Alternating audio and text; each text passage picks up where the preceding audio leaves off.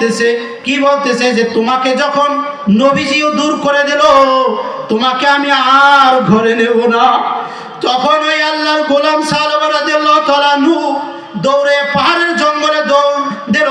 পাহাড়ের জঙ্গলে যে আবার আল্লাহকে ডাকতেছে, ওগো দয়ার মালিক আল্লাহ, এ জিন্দিগে না করিলাম বন্দেগি, এ জীবনে না করিলাম বন্দেগি, গুনাহ করে কাটাইলাম জিন্দেগি, গুনাহ করে কাটাইলাম জিন্দেগি। আল্লাহু আকবার। সালমান রাদিয়াল্লাহু তাআলা আনহু আল্লাহর দরবারে দুইটা হাত তুইলা কাঁদতেছে আর বলতেছে, মালিক সকলের দরজা থেকে তো ফিরাইয়া দিল, আপনার দরজায় শেষ মুহূর্তে হাতটা তুললাম, আপনিও কি আমাকে ফিরাইয়া দিবেন? একদিন, দুই দিন, তিন দিন পর্যন্ত কাঁদছে।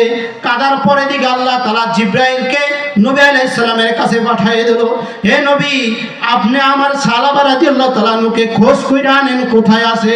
আমি আল্লাহ আমার সালাবার কান্নার আওয়াজ আর সহ্য করতে পারি না। আমি আল্লাহ ওই সালমান রাদিয়াল্লাহু তাআলা আনহুকে মাফ করে দিলাম। এবং নবী, আমি আল্লাহ ওই সালমান রাদিয়াল্লাহু তাআলা আনহুকে আমার আপন বান্দা করে নিলাম। বলেন সুবহানাল্লাহ। হে আল্লাহর গোলাম, ওই সালমান রাদিয়াল্লাহু তাআলা আনহুর মতো তওবা করা যাবে কিনা? যাবে কিনা? তারপর নবী আলাইহিস সালাম সাহাবীদেরকে পাঠাইছে, নিয়ে আসো।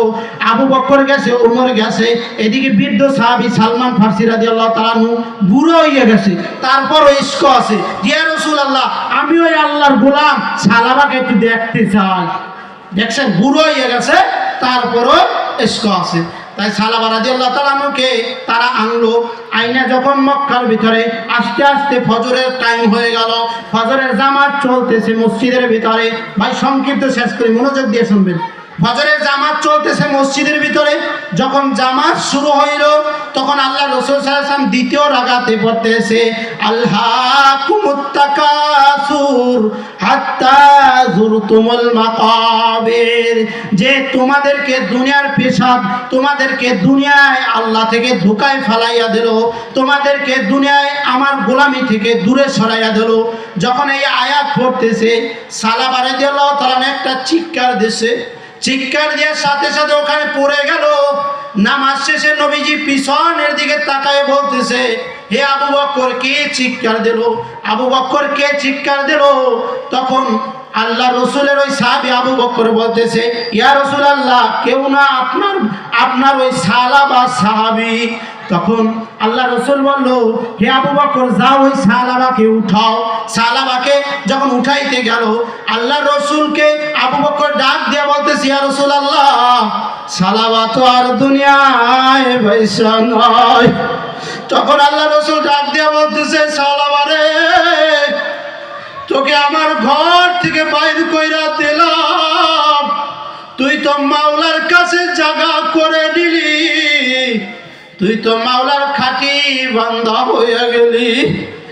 আল্লাহু আকবার। তারপর আল্লাহ রসুল নিজে ওই সালাবার জানাজা পড়াইছেন। সালাবার জানাজা পড়ানোর পর আল্লাহ রসুল যখন সাহাবায়ে কিরামদেরকে নিয়ে সালাবার লাশটা দাফন দেওয়ার জন্য কবরস্থানে যাইতেছেন, তখন সাহাবায়ে কিরাম সালাবার দিকে তাকাইয়ে দেখতেছে, আল্লাহ রসুলের দিকে তাকাইয়ে দেখতেছে। সাহাবায়ে কিরামরা আল্লাহ রসুল এরকমের পায়ে আঙ্গুল বেঁকা করে করে হাঁটতেছে, আঙ্গুল বেঁকা করে করে হাঁটতেছে, মানে গরুমইরা টুসো করে হাঁটতেছে। আল্লাহ রসুলের এই দৃশ্য দেখা আবু বকর, উমর তারা বলতেছে যে কারণটা কি? রসুল সাল্লাল্লাহু আলাইহি ওয়াসাল্লাম এইরকমের হাঁটে